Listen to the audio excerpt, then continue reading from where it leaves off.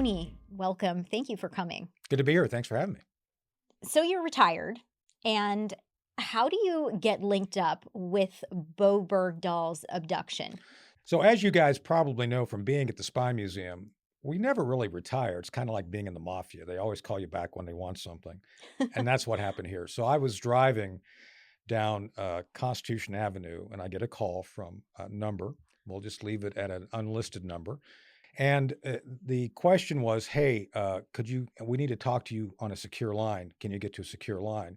And my answer was like, well, I don't have a clearance. Like, come on, we know you can get to a secure line. Get to the secure line now. We need to talk to you. It's like, okay. So I did what I was asked to do by this organization that will remain nameless, but people can probably figure it out from listening to what we're talking about. I go to where I have access, believe it or not, to the Federal Reserve. The Federal Reserve actually has a SCIF, a secure information facility, in their printing room. And I'm not joking. It was like out of a movie. You have to get into the building, which I had clearance to get into, and they walk you down this long hall of all these printing machines, literally. And you'd think you're in the basement of some industrial building, and next thing you know, there's a little door to the left you get into, and there's this whole command center. And so I get in there and I say, look, I got to take a secure call. And they say, sure. Now, So had you ever taken a call in this printing room skiff? maybe. So what did they say? So I get the call and I get on the phone with their point of contact and they said, do you know anything about Bowe Bergdahl? And it's like, not really. I mean, I know he had walked away from his post in Afghanistan. There was a big search for him, but it's not something I'm really paying attention to. And the next question was very telling. It's like, how long would it take for you to get in touch with Hamid Gul? I don't know, probably about 2 days. And this is a 3-star general who had served as the head of Pakistani's Inter-Services Intelligence, The ISI, right. in the 1980s. So before we get to who he is, do you have any idea what you're getting roped into at this point? None whatsoever. I mean, zero clue, nothing. There was a whole range of things which had popped up that were of interest. And the notable feature of just being an intelligence officer, it's kind of interesting when people recognize a skill set and they want you to use it for a certain purpose. And this was kind of that. It's just out of the blue. Can you do something to help us? And that's where this started. And there's a little bit of irony here because you had been in Washington, D.C. to deal with access to classified information, if I'm remembering this correctly. So, yeah, it's an interesting irony. So as this developed, and I think it's great to bring this up, we were in a legal battle at the time regarding Operation Dark Heart. There was over 256 redactions of my 2010 memoir, Operation Dark Heart, Special Operations on the Front Line of Afghanistan and the Path to Victory. And we were in a legal battle. That came out in 2010. This is now 2012. We're now fighting a legal battle. And one of the grand ironies is that during the time we were fighting in court, later the same day, I'm in this secure facility talking to these special operations folks over top secret, clearly off the books operations that we didn't want to acknowledge. So it was a grand irony that in one case, they're trying to prevent me from having access to my book and classified information. At the same time, I'm actually executing an off the books, highly classified operation. It's one of those things that could only happen in Washington. It could only happen in Washington. That's right. Or in the movies. So let's talk about General Gul.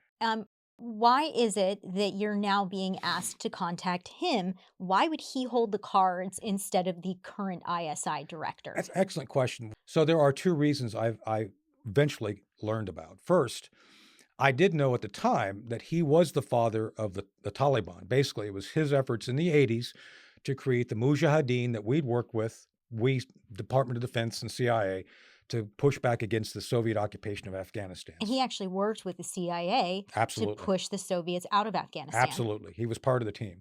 But as a consequence of that, the Taliban sprang up and became something of a issue for both countries. The Haqqani network was one of those networks which we believed, and I've seen nothing to counter my belief, that were wholly owned subsidiary of the Pakistani intelligence service. Still to this day, by the way. So it turned out, while I didn't know at the moment of the question, how long will it take for you to get a hold of Hamid Gul, the rationale was by the folks who asked me to run the op is we think he has more influence than the current ISI over Haqqani. That was the thinking. Now, this is not only a person who had worked with the United States, but then did become disillusioned with it. He And did. he was said to have warned the Taliban when there were missile launches Exactly. targeting the Taliban. So, what was the logic in thinking that this man would prove useful in securing Bergdahl's release? Money. Money. So Hamid and I were friendly in the fact that we'd been on BBC talking about the war. You know, having served in Afghanistan as a senior officer, him being the father of the Taliban and being disillusioned. So I believe when the powers that be here in Washington decided we wanted to have this potential for a off the books, under the radar contact, they knew I knew him, and they basically the question was, how long will it take for you to get in touch with him? And it was 2 days. So, if it takes 2 days, how do you end up getting in touch with him? So there was a network that still exists within the United Kingdom, within the British, that basically help the Pakistani intelligence service. So I went through my contacts in England to say, look, we'd like to have informal contact with Hamid Gul. And they said, yeah, that's fine. And they gave me his phone number and said, you can reach out directly. So, what was the pretext of the call? And then Good question. What was that first call like? So the tribal area was the context. So as you probably still know, right now as we speak, as we're taping, there's some friction between the Pakistanis and Afghanis. Just a little. Just a little. There's almost a war there. And so it's all about that. Pakistanis have been launching missiles into Afghanistan. So it's about this tribal area. So one of the things, the reason was perfectly logical. I want to talk to Hamid about some potential economic development concepts that would maybe bring stabilization to the ungoverned area. And that was the premise for the call. Okay, so the phone's ringing. General Gould picks up. Then what? So General Gould was open to the conversation. And we hinted during the first phone call that there was issues we'd like to meet regarding certain good faith options we'd like to look at.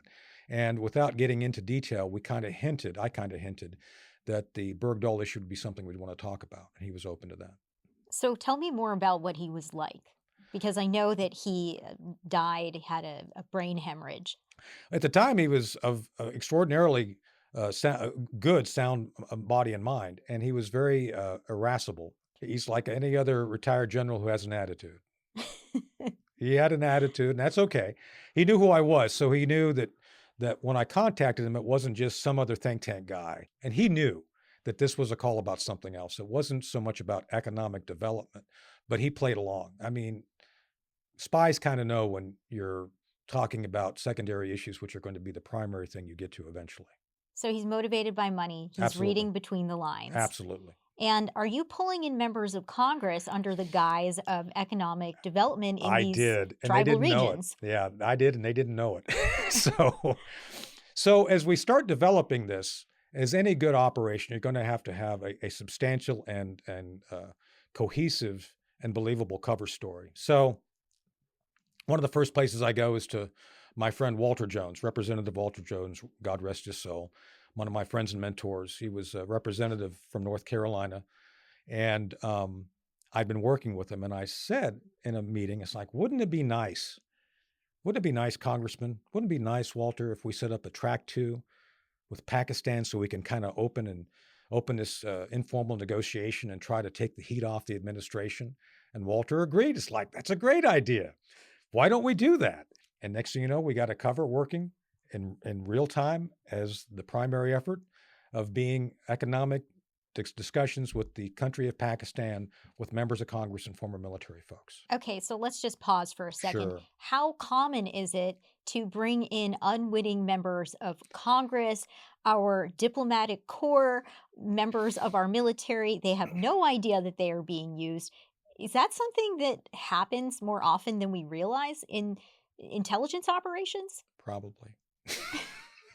I have to, So anytime so someone says, I have a good idea, well, there's this town is full of good idea merchants. Don't get me wrong. I mean, you can't swing a dead cat in this town without hitting a good idea merchant. What what makes good ideas which are actually actionable is having an understanding of the environment and people. So in this case, it just so happened I had the right ingredients to put together the team that was necessary to be the overt cover for the operation.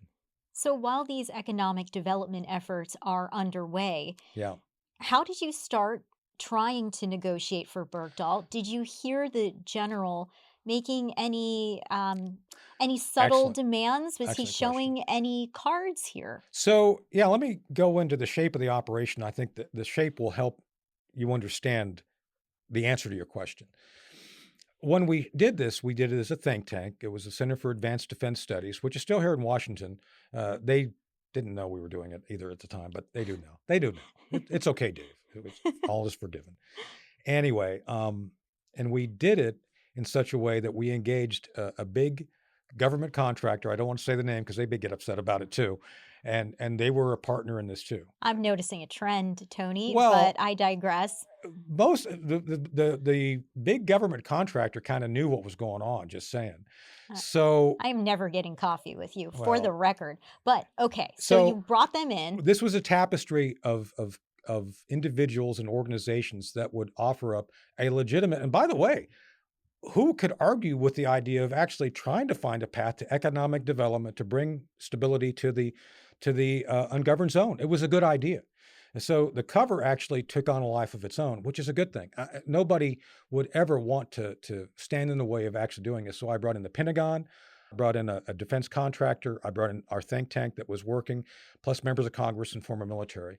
So the tapestry of the cover was actually completely legitimate and actually functioned to create the conditions for the negotiation. So this was an extensive effort that people had to understand. Look, I'm doing this economic development, but the real issue is Bowe Bergdahl, and that's how it started.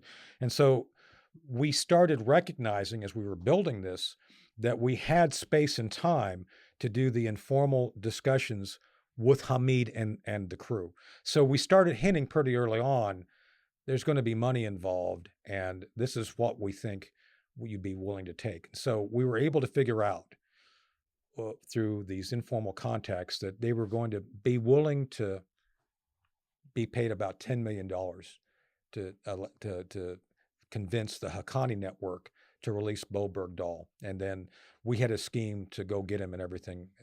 In addition to that, if that was going to work, so we had to start preparing for face-to-face negotiations. So let's turn to Bergdahl Sure, specifically. He had sent out an email before he walked away from his post. right. Quote, the system is wrong. I'm ashamed to be an American. And the title of U.S. soldier is just the lie of fools. So I have a two-part question for Yeah. you. I assume that his desertion from his battalion doesn't influence the actual intensity of the negotiation. I'd like you to No. confirm that. And number two, did it affect how valuable he was perceived to be by the Haqqanis because he is labeled a deserter now? Two great questions. First, the first part, did his attitude affect our effort to return him? No. I've been heavily criticized by a number of folks because I did this during the Obama administration. People were upset with me when they heard about this later. It's like, how could you put any time into getting him back? And it's like, I'm a spy. My job is to protect and defend our country. And if the people in charge say we want him back, my job is to help get him back, right? Second part of the question, the Pakistani intelligence service, the intelligence services were militarily centric.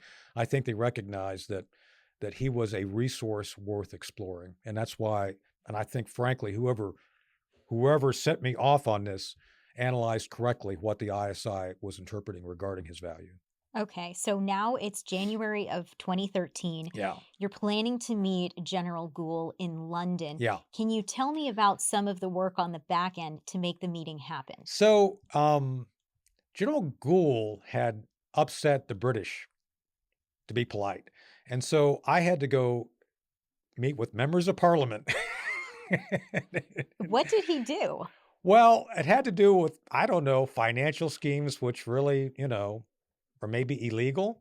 I didn't want to get into it, to be honest with you. It's like, whatever he did, I don't want to know. There's a little bit of a don't ask, don't tell There situation was, here. yeah, definitely. And there was essentially a warrant out to arrest him in England. So it's like, hey, could we get that warrant kind of set aside?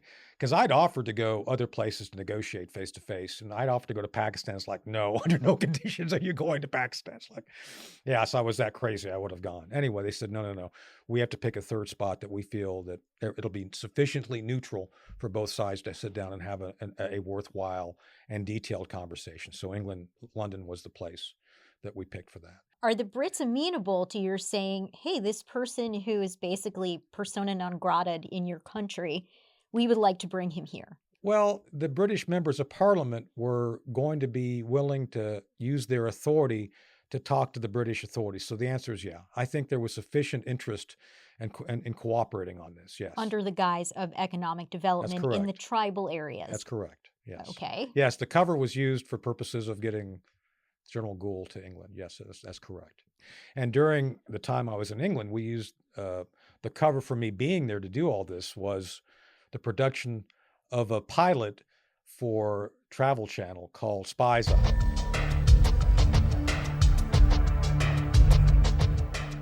London is one of the world's truly great cities, a dream location for tourists from around the world. I'm going to show you a different side of London, a secret side of espionage and intrigue that most people never know exists. I'm Lieutenant Colonel Tony Shaffer, and for the past 30 years, I've been at the eye of the storm. Now, you're coming with me. Right. And so this, you tell me, is your Argo moment. It is our Argo moment. This is a reference, of course, to the fake film that was used to rescue American diplomats who were hiding out in revolutionary Iran. Except we're not talking about a fake film production. We are talking about a real TV show. It's available on the internet right now.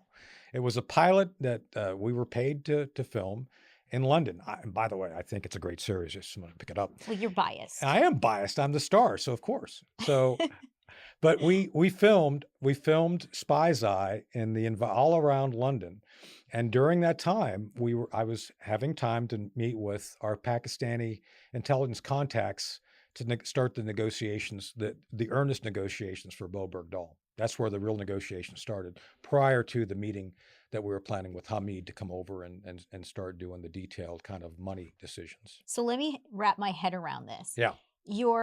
I don't know if you're in a studio, if you're sitting at a restaurant eating fish and chips, if there's, a producer around. How is this all that taking place? It was happening right there with the crew. We actually had producers, we had actors, we had the crew. This was like a dozen people. Were any of the cast or the crew They had no idea.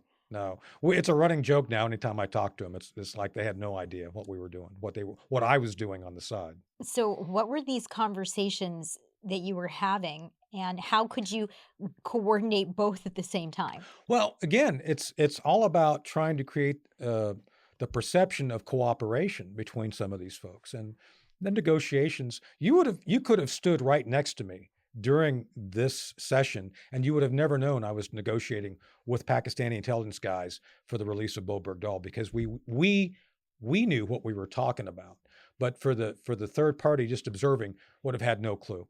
Would have had no clue that we were actually negotiating about trying to get Bowe Bergdahl back and talking about what prices we're going to be willing to do. It was all hidden kind of in open text language. Did any of that audio make it onto the actual series? Maybe. You have to go look. This is, I think, a good example of kind of, everything coming together for a little microcosm of what Argo did. Right. So we're in sort of like life imitates art and art imitates life spiral. Pretty much. what happened when you were on these sets? I mean, did progress get made Yeah, in trying to get Bergdahl out? absolutely. So after our Argo moment, we figured out after the fact, based on some other intel, which I don't want to get into how we knew, that they were going to, at the last minute, ask for double. They were going to ask for like $20 million instead of $10 million. When you're going through the airport in London, Heathrow, Yeah. when you're leaving, are you thinking to yourself, what is happening here? How have I spent all this time? Like, what's going through your head as these days are going by and you're meeting with the former head of Pakistani intelligence and having all of these interactions with other people? It's another day in the office. No, I mean, for anybody who reads my Intel bio, it's my retirement bio goes through and talks about this. I mean, I ran the first undercover cyber unit back in the 90s before anybody figured it out. I've been working high-level operations where I had to brief for the White House on a regular basis. So to me, this is just another operation that I wanted to see successful. That's it. What is the U.S. government officially doing to try to get Bergdahl Great out? question.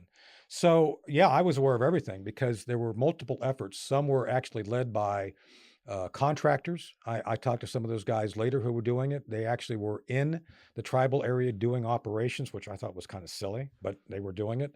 The military was doing any number of operations regarding trying to consider doing raids to go grab him. In the world of covert operations, superior intel can be the difference between mission success and total compromise. Your enterprise is a high-value target. Stop letting threat actors breach your digital perimeter. Palo Alto Networks provides the zero-trust security platform you need to gain the upper hand. They turn noise into actionable intelligence, automating your defenses across cloud, network, and endpoints. Don't operate in the shadows. Gain total visibility and help secure your mission. Visit paloaltonetworks.com and fortify your digital defenses today. All right, so now we're in 2014. The London meeting happened. How close do you feel you are to actually securing Bergdahl's release? You have this information. They're going to ask for 20 million. Are you getting close? Yeah, we had already gotten that all cleared. The issue really became more of policy than capacity. So I think people on our side were convinced this would work. The intelligence and other folks who would have to action this, part of the concept, believe it or not, was pay the money. And then I'll just tell you what the plan was, to basically have the Haqqani network release Bergdahl to the ISI. Because the ISI, those guys, the same, it's like the retired guys and the active guys, they're kind of interchangeable. So the plan was then, once that the Pakistani ISI had taken charge of him from the Haqqani network, to move Bergdahl to a southern port city in Pakistan, where the special operations guys would do a raid to capture him. So basically, what we did would have never been known. And that's basically what I really wish would have happened. It would just be done with it. And they would have done this heroic nabbing of Bergdahl, and everything would have been back to normal. Bergdahl would have come back and faced the music, whatever. So that was all I was concerned about. Now, I know you say that this is what you wished had happened. Yeah. President Obama chose a different track. He did. Before we talk about what he chose, how did you find out that this was not going to go the way that you had thought it would? So I get a call, and I am requested by two of the intelligence officers from the three-letter agency to come meet to talk about the operation. And so we picked Joe Theismann's down in Old Town Alexandria, right next to the metro. And we get a booth, sit down, and they say, we've got some bad news. We're not going to be able to go with your option. And it's like, what? We have just put together a massive effort. Massive. I mean, they were aware of every component that was involved because of the senior officers I had to read into it. And it's like, yeah, there's a decision that we're not going to do this. So, I mean, when you hear that, how difficult is it to shut your operation down from a functional standpoint and also good question. emotionally? because Well, you've been so invested in yeah. this. Emotionally, it's kind of like, as a professional, it's like, you're kind of like, seriously? After all this work, you're just going to walk away? And this happens more than people understand. I mean, it's like, okay, fine. The turning it off because of the momentum of the cover was a completely different issue. It's like this thing has a mind of its own now, because there were still negotiations and meetings at the Pakistani embassy and in New York. I was actually meeting with the Pakistani diplomats in Manhattan over some of this stuff. Is So this when you're like, I got food poisoning. I'm sorry I can't make that meeting? no, we continued. No, Okay. I was authorized to make whatever, because it's a think tank thing. So, I'm just doing think tank stuff. You can't, and that's one of the notable things I think most intelligent, you can't just have alerting behavior and say, oh, okay, no, you had to continue with the momentum with the cover no matter what, and which we did, by the way. And notably that night, because I wasn't pleased, I'm not going to say there was no reaction. There was. I sent a screamer off to the commander of ISAF, the commanding general of our forces in Afghanistan, saying, what the hell's going on? And I figure since he's the guy in charge of the war, would know. And he basically came back and said, I can't change this, which was an odd answer from the guy in charge.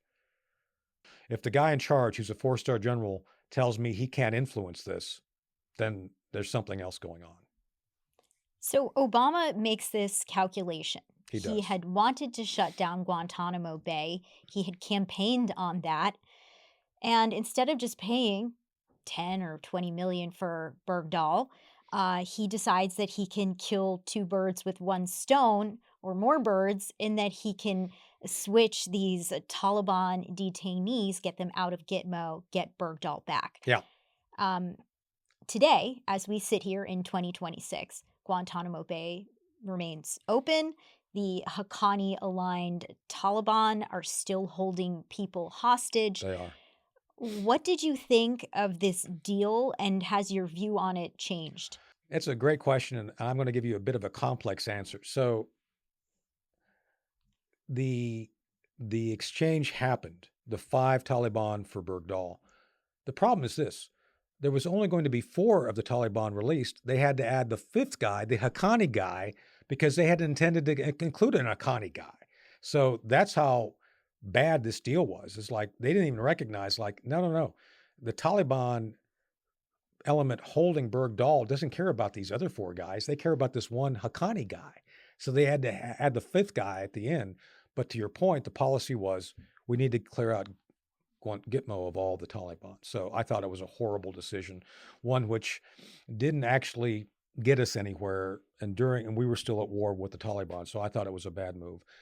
As a pundit, because at the time I was doing media, I thought it was a horrific idea. And I obviously couldn't acknowledge what I was doing behind the scenes for obvious reasons, but it was a horrific idea. I never supported it. I thought it was a mistake. I'll say this too at the end. The commander of ISAF, the commanding general of ISAF, who was General Joseph Dunford, Marine Corps General Joe Dunford, he came back after he left Afghanistan, and he became commandant of the Marine Corps. And we had a meeting for a number of reasons in his office.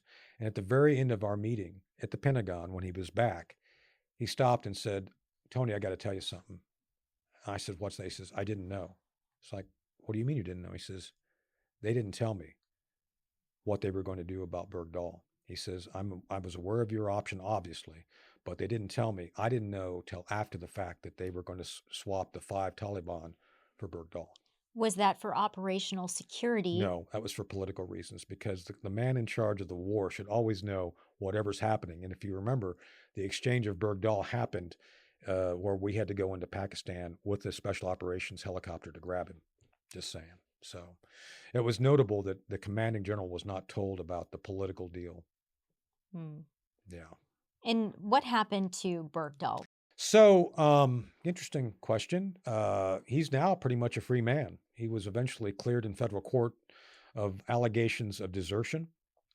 General Mark Milley, who was formerly chairman of the Joint Chiefs under President Trump, was prior to that the chief of staff of the Army, where I had contact with him.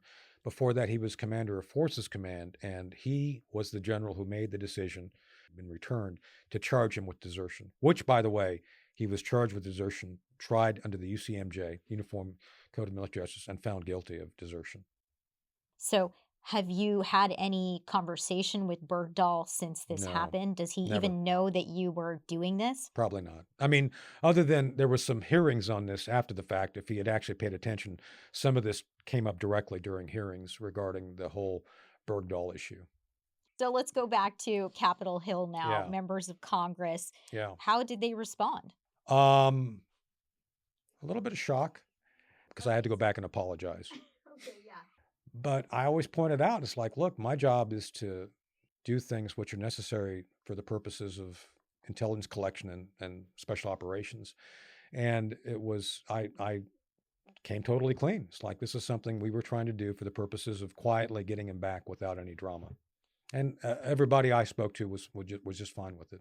A little bit surprised, but, I don't think they were entirely surprised based on, what I did for a living and what I do for a living. So Why did you have to tell them? I felt ethically I had to do that. These people were close friends and mentors, and they still are. I can say nobody was upset, which I was very pleased with. But I went and said, look, there were some other issues here that we were doing, and this is what I was doing, and this is why I did it. And they all recognized that they were fine, especially since the cover was actually a legitimate. The economic development thing was legit. It's like, yeah, this is something we should all kind of support. So based on the fact that it wasn't me trying to get people killed necessarily, they were okay with it. Are there aspects of what you learned then that would be useful in hostage negotiations today? When we speak Great specifically question. of the Taliban, they're still holding Yeah. Americans, and I want to take a moment to say who they are. Number one is Mahmoud Habibi. He was arrested by the Taliban after a drone strike killed Al Qaeda leader Ayman Zawahiri. He's been held since August of 2022, denied access to American diplomats, communication with his wife, with his daughter. Does what you went through provide any lesson that can be useful in negotiations here? Yes and no. So the first lesson about the Taliban is they're a tapestry. The Taliban is not a monolithic organization. You just can't go to one guy and say, oh, he's the Taliban leader. We were doing a search for a number of Taliban leaders based on the fact that there was different factions. And it often, like we talked about today regarding Haqqani is like a wholly owned subsidiary of the Pakistani of Taliban. And they're different than the Afghan Taliban. So going to negotiate with Haqqani would mean nothing to the Taliban in Afghanistan holding an American citizen based on someone being killed by, the Zawahiri hit. So the answer is it depends, because you have to understand the very fabric of the organization to be effective in dealing with the organization. And that's the first thing. I would recommend those who are looking at this to actually figure out what the motivation is of those leaders and then act on that motivation. Sometimes you can do it through money. Sometimes you can do it through intimidation. But you've got to understand down to a very granular level of who the individuals are and what part of the Taliban is. We also see that sometimes negotiations move slowly because Oh, yeah. of turf wars, Oh, yeah. issues with communication. Are there lessons there too? Well, the fact that this operation took over, 2 years to develop and run, yeah, you have to be very patient, and you can't always depend on people acting like you want them to act. You can't control people, places, or things. That's one of the first things you learn as a case officer. You can influence events, but those events can influence you as well. So I think that's one of the lessons here. I feel like any good therapist should be saying that. I wish my therapist told me that. Okay, last question, Sure. Tony. Let's say you get another phone call asking you if you can put the three-letter agency in touch with somebody else. Are you saying yes? So I took the oath of office, and the oath of office never expires. So, I think that my obligation as a military intelligence, a military case officer, is to always support the objectives of our nation, even if I disagree with them at times. A real pleasure speaking with you. You too, ma'am. It's good Thank you talking for to you. coming Thank you. in. It's been great.